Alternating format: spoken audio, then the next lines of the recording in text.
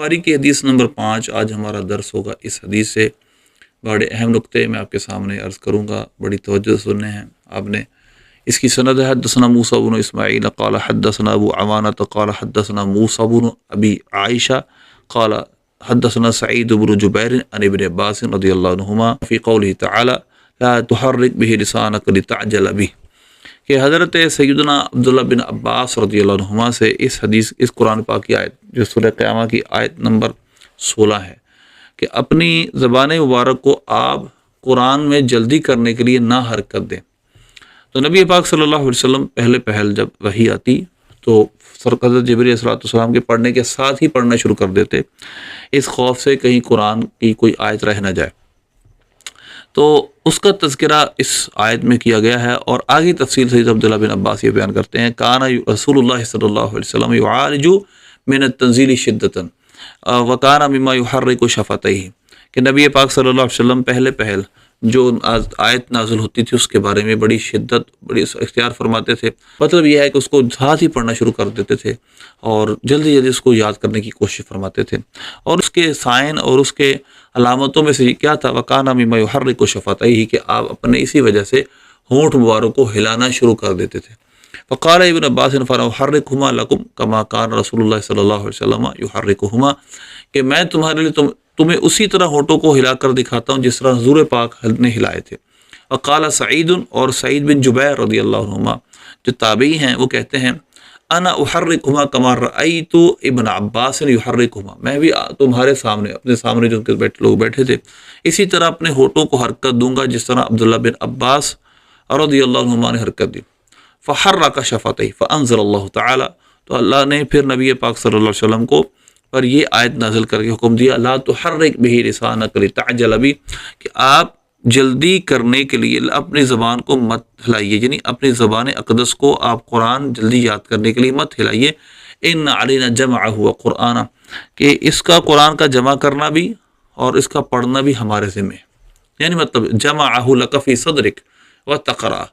آپ کا سینے میں اس کو جمع کرنا اور آپ کا اس کو پڑھنا یہ ہمارے ذمہ ہے۔ فَإِذَا قَرَأْنَاهُ فَاتَّبِعْ قُرْآنَهُ، اور جب ہم پڑھ چکیں تو اس پڑھنے کے پیچھے پڑھیے۔ فَإِذَا قَرَأْنَاهُ فَاتَّبِعْ قُرْآنَهُ فَاسْتَمِعْ لَهُ وَأَنصِتْ، مطلب کیا ہے کہ آپ خاموش رہیں اور سنیں۔ ثُمَّ إِنَّ عَلَيْنَا بَيَانَهُ، پھر ہم پر اس کا بیان ہے، وضاحت ہے۔ ثُمَّ إِنَّ عَلَيْنَا أَن تَقْرَأَهُ، پھر ہمارے ذمہ ہے کہ آپ اس کو پڑھیں گے، آپ فکر نہ کریں، قرآن ضائع نہیں ہوگا۔ وَكَانَ رسول اللہ صلی اللہ علیہ وسلم بعد ذلك إذا أتاه جبریل استمع، اس کے بعد جب جبریل علیہ السلام آتے تو نبی پاک صلی اللہ علیہ وسلم سنتے۔ فَإِذَا انطَلَقَ جِبْرِيلُ قَرَأَهُ النَّبِيُّ صلی اللہ علیہ وسلم كَمَا قَرَأَ، پھر جبریل علیہ السلام جب چلے جاتے تو نبی پاک صلی اللہ علیہ وسلم قرآن پڑھتے جس طرح جبریل علیہ السلام نے پڑھا ہوتا۔ تو یہ حدیث کا متن ہے جس پر ہم نے بات کرنی ہے۔ سب سے پہلے اس کے راوی حضرت عبداللہ بن عباس رضی اللہ عنہ، جلیل القدر صحابی رسول اور نبی پاک صلی اللہ علیہ وسلم کے ابن عم، حضور پاک صلی اللہ علیہ وسلم کے کزن ہیں، آپ کے چچا حضرت عباس بن عبد المطلب رضی اللہ عنہ کے بیٹے ہیں، اور ام فضل لبابہ الکبریٰ بنت حارث کے آپ بیٹے ہیں، آپ کی والدہ کا نام یہ ہے۔ ام المؤمنین حضرت میمونہ رضی اللہ تعالیٰ عنہ کی بہن ہیں، اور ان عظیم علم کی وجہ سے ان کو حبر الامہ اور ترجمان القرآن کہا جاتا ہے۔ اور یہ بھی صدقہ ہے، صحیح بخاری میں حدیث آئے گی کہ نبی پاک صلی اللہ علیہ وسلم کو وضو کرواتے تھے تو حضور نے یہ دعا دی تھی، اے اللہ عبداللہ بن عباس کو فقہ سکھا، قرآن کا علم دے، تو قرآن کی تعویذ سکھا، تو یہ اس دعا کا اور صلہ تھا اس خدمت کا۔ تو 4 عبادلہ میں سے ایک ہے حضرت عبداللہ بن عمر، حضرت عبداللہ بن عباس، حضرت عبداللہ بن عمر بن عاص، حضرت عبداللہ بن زبیر، اور ایک طرف عبادلہ حضرت عبداللہ بن عباس کو نکال کر حضرت عبداللہ بن مسعود رضی اللہ عنہم اجمعین سے بھی عبادلہ اربعہ یوں شمار کیا جاتا ہے۔ اور آپ سے جو مرویات کی تعداد ہے وہ 1660 ہے۔ صحیح بخاری صحیح مسلم نے جس پر اتفاق کیا 95 ہیں، اور 121 حدیث کے ساتھ امام بخاری متفرد ہیں، انہوں نے الگ سے بیان کی ہیں۔ امام بخاری نے 49 حدیثیں الگ سے سیدنا عبداللہ بن عباس کی بیان کی ہے جو امام بخاری نے بیان نہیں کی۔ حضرت عبداللہ بن عباس رضی اللہ عنہ ہجرت سے 3 سال پہلے پیدا ہوئے اور شیب ابی طالب میں پیدا ہوئے، اور آپ نبی پاک صلی اللہ علیہ وسلم کی وفات کے وقت آپ کی عمر شریفہ 13 سال تھی، اور 68 یہ سے اور بھی اقوال ہیں، 68 سنہ ہجری میں طائف میں اندر آپ فوت ہوئے، اور آپ کی مشہور عبداللہ بن عباس مسجد بہت بڑی آج بھی موجود ہے، اس کے ساتھ ہی آپ کا مزار شریف ہے۔ اور صحیح قول یہ اس وقت آپ کی عمر 78 سال تھی، اور حضرت عبداللہ بن زبیر کی حکومت تھی اس وقت حجاز مقدس پر۔ حضرت عبداللہ بن عباس رضی اللہ عنہ آخری عمر میں نبینہ ہو گئے تھے، اور محمد بن حنفیہ رضی اللہ عنہ نے، مولا علی کے شہزادے نے کرم اللہ وجہہ الکریم، ان کی نماز جنازہ پڑھائی۔ تو یہ مختصر تذکرہ تھا حضرت عبداللہ بن عباس رضی اللہ عنہ۔ ایک سوال یہ پیدا ہوتا ہے کہ حضرت عبداللہ بن عباس تو کمسن صحابی ہیں، یعنی چھوٹی عمر کے صحابی ہیں، اس وقت تو موجود ہی نہیں تھے جب سورہ قیامہ نازل ہوئی، تو پھر یہاں پر انہوں نے کس سے سنا؟ اس کا بڑا آسان سا جواب یہ ہے کہ صحابی کی مرسل تو ویسے بھی اس میں کسی کا کلام نہیں کہ ضعیف ہے، بالکل صحیح ہوتی ہے۔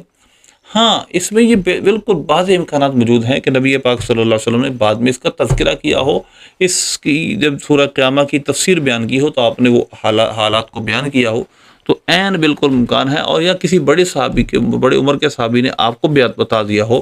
تو یہ بالکل بعید از امکان نہیں، بالکل درست ہے، اور مرسل صحابی بالکل معتبر ہوتی ہے۔ اگلی چیز جو یہاں پر قابل غور ہے وہ یہ ہے کہ یہاں پر ان علینا جمعہ و قرآن، ان لفظوں کی وضاحت بڑی ضروری ہے۔ حسن اللہ یاری اس دور میں معاذ اللہ قرآن کو تحریف والا ثابت کرتا ہے، محرف ثابت کرتا ہے معاذ اللہ، اور اس پر ہم جو کہتے ہیں کہ 4 صحابہ نے جمع قرآن کے پاس قرآن جمع تھا، وہ حضرت مولا علی کے پاس قرآن جمع تھا، وہ صرف حافظ مولا علی کو مانتا ہے رضی اللہ عنہ۔ حالانکہ مولا علی کے بارے میں بھی جو لفظ احادیث میں میری ویڈیو موجود ہے، وہ لفظ ہے جمع کے، جمع، اور جن صحابہ کے بارے میں صحیح بخاری میں اور مختلف روایتوں کے اندر حدیث ہے کہ ان کے پاس قرآن جمع تھا، یعنی وہ قرآن کے حافظ تھے ہمارے نزدیک، اور قاری کا مطلب بھی قرآن کے 70 قاری جگہ امام شہید سے مراد حافظ ہی ہیں۔ مگر اس حدیث میں ہم ذرا غور کرتے ہیں کہ ان علینا جمع ہوا قرآن، یہاں جمع کا مطلب کیا ہے؟ دیکھیے، جمعہ لک فی صدرک، حضرت عبداللہ بن عباس نے فرمایا اس کا مطلب یہ ہے کہ آپ کے سینے میں اللہ قرآن کو جمع کرے گا، یعنی آپ کو یاد کروا دے گا۔ اسی کی مزید وضاحت صحیح بخاری کی ایک اور حدیث جو اسی سورہ قیامہ کی تشریح میں، حدیث نمبر 4927، دیکھیے، سفیان نے کہا یرید ان یحفظہ، جب نبی پاک صلی اللہ علیہ وسلم ارادہ فرماتے اس کو یاد کرنے کا، یعنی فوراً ہی آپ اس کو ان علینا جمعہ و قرآن۔ اب دیکھیے، اس جگہ ہے کہ جب آپ اس کے حفظ کا ارادہ کرتے، اللہ نے فرمایا لا تحرک بہ لسانک لتعجل، اور اگلی چیز دیکھیے، ان علینا جمعہ نجمعہ فی صدرک، یعنی مطلب یہ ہے کہ اس پہ مراد سینے میں جمع کرنا نہیں، یعنی یاد کرنا ہے۔ اسی طرح ایک اور روایت میں آپ کے سامنے یحفظہ کی دکھاتا ہوں، یہ جامع ترمذی ہے، اور جمع کا معنی انہوں نے کیا یرید ان یحفظہ، کہ جب نبی پاک صلی اللہ علیہ وسلم اس کو یاد کرنے کا ارادہ کرتے تو اللہ نے فرمایا کہ آپ فکر نہ کیجیے، اس کو جمع کرنا ہمارے ذمے پر، حفظ کروانا ہمارے ذمے ہے، تو لہذا جمع اور حفظ حدیث میں استعمال ہوا ہے، تو لہذا جہاں بھی صحابہ کے قرآن جمع کرنے کا تذکرہ ہے، اس سے مراد ان کا زبانی یاد کرنا ہے۔ مولا علی رضی اللہ تعالیٰ کا بھی زبانی یاد کرنا مراد ہے۔ تو جمع قرآن کا مطلب ہرگز مصحف شریف میں لکھنا نہیں ہے۔ سب سے پہلے مصحف شریف میں حضرت ابوبکر صدیق رضی اللہ تعالیٰ نے قرآن لکھا تھا۔ تو یہاں پر ایک وضاحت اور جو کہ اس کی لغت کی ہے، آخری وضاحت اس ویڈیو کی ہے، میں چند سیغے اور چند نحوی ترکیب، کیونکہ بہت سارے طلباء کے لیے بھی یہ فائدہ مند ہے اور عام قاری کی بھی فائدہ اٹھا سکتا ہے اگر گرامر سیکھنا چاہے وہ۔ چند سیغوں پر بات کرتے ہیں۔ نمبر 1، یعالج من تنزیل شدتاً، کان رسول اللہ صلی اللہ علیہ وسلم، کانا کا اسم ہے رسول اللہ، مضاف الیہ ہو کر مرکب اضافی ہو کر، اور یعالج من تنزیل شدتاً یہ پورا جملہ مل کر اس کی خبر ہے کہ نبی پاک صلی اللہ علیہ وسلم اس بارے میں بڑی شدت اختیار فرماتے ہیں قرآن کو یاد کرنے میں۔ جب نازل ہوتا فوراً آیت کے ساتھ ہی پڑھنا شروع کر دیتے۔ تو عالج یعالج معالجتاً، معالج محاولۃ الشیء بمشقۃ، یہ فتح الباری میں اس کا معنی لکھا ہے، اور ڈکشنری میں اس کا معنی بھی سختی، تنگی، مشقت سے لکھا ہے، یعنی اس کا مطلب ہوتا ہے تنگی برداشت کرنا۔ یہ صیغہ واحد مذکر غائب فعل مضارع مثبت معروف ثلاثی مزید فی صحیح اسباب مفعلہ معالجہ، اور عین لام جیم اس کا مدہ ہمارے عرف میں علاج، اور ابھی بھی علاج استعمال ہوتا ہے، ڈاکٹر کے پاس جا کر علاج کروانا۔ اس کے بعد اگلا صیغہ جس پر ہم بات کریں گے اور وہ ہے کانا مما یحرک الشفتیہ، اور اسی کی علامتوں میں سے شدت کی علامتوں میں سے آپ کا مبارک ہونٹوں کو ہلانا ہے۔ حرک یحرک و تحریک، اسی سے کچھ اور صیغے بھی استعمال ہوئے، ان کی وضاحت کرتا ہوں۔ حرک یحرک و تحریک باب تفعیل، یحرک صیغہ واحد مذکر غائب فعل مضارع مثبت معروف ثلاثی مزید فی صحیح اسباب تفعیل، اور اس کا مجرد مادہ ہے ہا را کاف، اور یحرک میں ہوا ضمیر اس کا فاعل، اور شفتین تھا اصل میں، اور قرآن میں لسان و شفتین استعمال ہوا جس کا معنی ہونٹ ہوتا ہے، لپس، شفتین نون تھا، اور ہا کی طرف یہ کیونکہ جو ضمیر ہے ضمیر مجرور متصل اس کی طرف یہ مضاف ہے تو نون گر گیا، شفتین ہی ہوگا، یہ مفعول بہ ہے یحرک کو، کہ آپ اپنے مبارک ہونٹوں کو حرکت دیا کرتے تھے۔ اسی سے پھر احرکہما، احرک اسی کا واحد مذکر اسی کا واحد متکلم ہے، اور ہما ضمیر اس کا مفعول بہ ہے راجع بسوئے شفت ہے، یعنی آپ اپنے ہونٹوں کو ہلایا کرتے، ضمیر منصوب متصل۔ حضرت عبداللہ بن عباس فرماتے میں بھی تمہارے لیے ہونٹوں کو ہلاتا ہوں۔ اس کے بعد جو اگلی چیز ہے وہ یہ ہے جو سمجھنے والی ہے، لکم، لام جارا اور کم ضمیر مجرور متصل۔ ضمیر کی 5 قسمیں ہوتی ہیں، ضمیر مرفوع متصل، مرفوع منفصل، منصوب متصل، منصوب منفصل، اور مجرور متصل، منفصل نہیں مجرور ہوتی۔ اور اس کی بہت ساری جو ایک وجہ تو یہ ہے کہ ہو سکتا ہے کہ اگر مجرور کو منفصل مان لیا جائے تو وہ بعض کا مجرور سے پہلے، یعنی مجرور پہلے آ جائے اور ضمیر بعد میں چلی جائے، ایسا ہو سکتا ہے۔ اچھا، تو ضمیر کی 5 قسمیں ہیں، ان میں سے یہاں یہ ضمیر مجرور متصل ہے حرف جار کے، لکم، تمہارے لیے میں حرکت دیتا ہوں۔ اسی طرح اگلا صیغہ جس پر وضاحت کرنا چاہیں گے، لِتَعْجَلَ بِهِ، لِتَعْجَلَ بِهِ، عجل یعجل عجلتاً، اس کا معنی ہوتا ہے تیزی کرنا۔ اور یہاں پر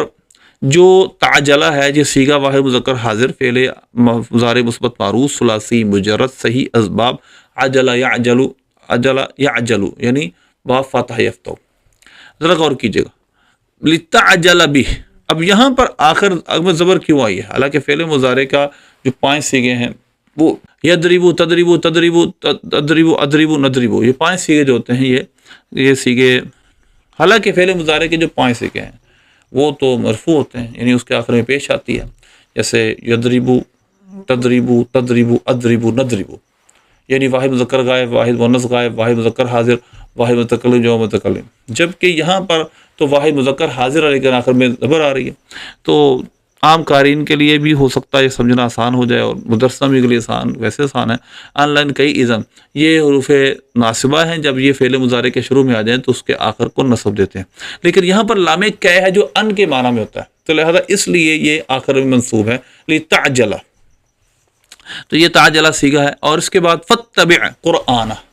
فَإِذَا قَرَأْنَاهُ فَاتَّبِعْ قُرْآنَ، فَإِذَا قَرَأْنَاهُ فَاتَّبِعْ قُرْآنَ، اس جملے کو سنیے گا۔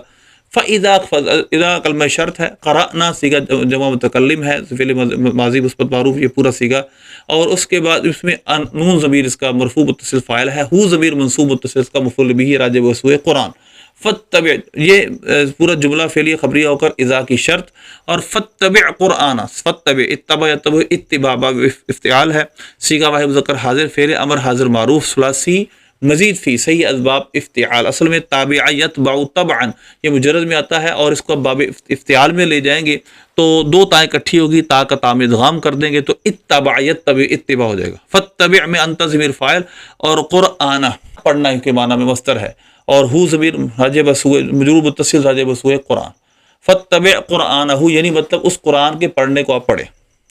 تو فَإِذَا قَرَأْنَاهُ یہ شرط، اور فَاتَّبِعْ قُرْآنَ جزا۔ اسی طرح فَاسْتَمِعْ لَهُ یہ باب افتعال سے، اور فعل امر ہے، انصت باب افعال سے امر ہے، انصت۔ اور یہ چند صیغے میں نے آپ کے سامنے بیان کی، انشاءاللہ وہ چند صیغے، وہ سارے صیغے بیان کریں گے تو بہت لمبی ویڈیو ہو جائے گی، کچھ صیغے اور کچھ نحوی ترکیبیں اور کچھ ضروری وضاحتیں انشاءاللہ ہم صحیح بخاری میں کرتے ہیں، انشاءاللہ آگے بھی کریں گے۔ اللہ سے دعا ہے اللہ عمل کی توفیق عطا فرمائے۔